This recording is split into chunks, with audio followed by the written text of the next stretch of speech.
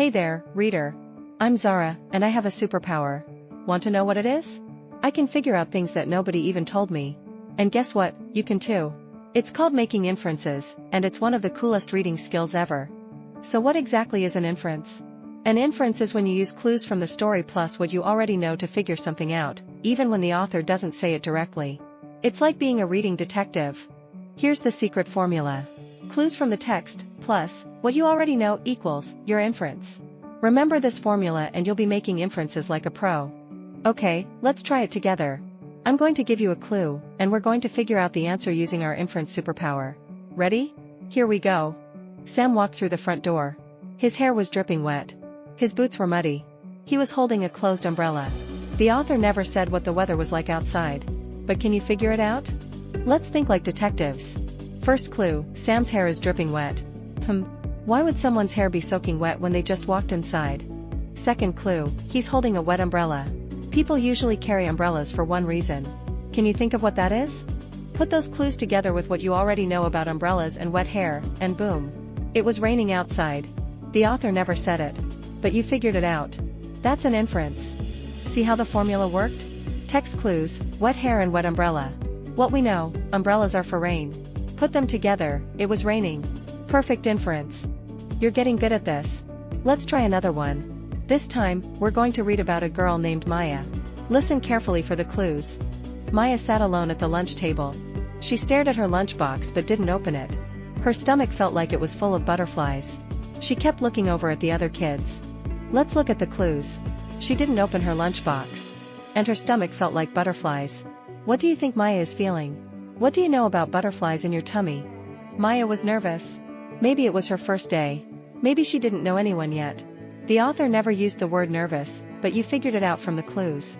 That's exactly what making inferences means. Here's something interesting. Good authors don't always tell you everything directly. They leave clues on purpose, because it makes reading more exciting. They want you to think, wonder, and discover things yourself. Want to make great inferences every time? Follow these 3 steps.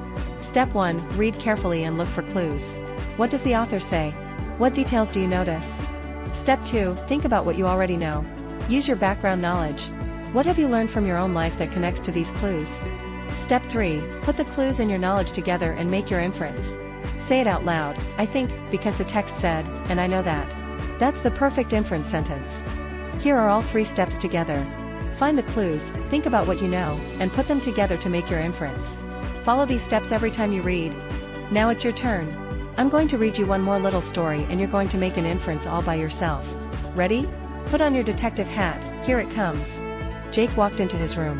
His pillow was on the floor with stuffing everywhere. His shoes were knocked off the shelf. There were muddy paw prints across his bed. Jake sighed. Pause right there. What do you think happened in Jake's room? Use your clues, the paw prints, the torn pillow, the knocked over shoes. And use what you know. What animal makes paw prints? Think about it. Jake's dog made the mess. The author never said there was a dog. But the paw prints told you. The collar and leash told you. And you already knew that dogs knock things over and tear up pillows. Incredible inference. You did it. Here's something important to remember. An inference is not just any random guess. It has to be based on clues from the text. If there are no clues to support it, it's not an inference, it's just a guess. A strong inference always has text evidence behind it. Always ask yourself, what clue am I using? If you can point to a clue in the text, you're making a real inference. That's the difference between a guess and a smart inference. One of the best places to make inferences is about how characters feel. Authors often show feelings through actions instead of just saying them. If a character is biting their nails or hiding behind a door, what might they be feeling? You can also make inferences about what will happen next in a story. When you use clues from the text to predict what's coming, that's an inference too. It makes reading feel like an adventure. Let's quickly review our key words. An inference is figuring out what the author didn't say directly. Text clues are the details the author puts in the story. And background knowledge is everything you already know from your own life. 2 more important words. A reading detective is a reader who looks for clues and figures things out, that's you. And evidence is the specific clue from the text that supports your inference. Always have your evidence ready. You are officially a reading detective now. Every time you open a book, look for the clues the author left behind. Mix those clues with what you already know, and you'll discover things that no one even told you. That's the magic of making inferences. Happy reading, detective!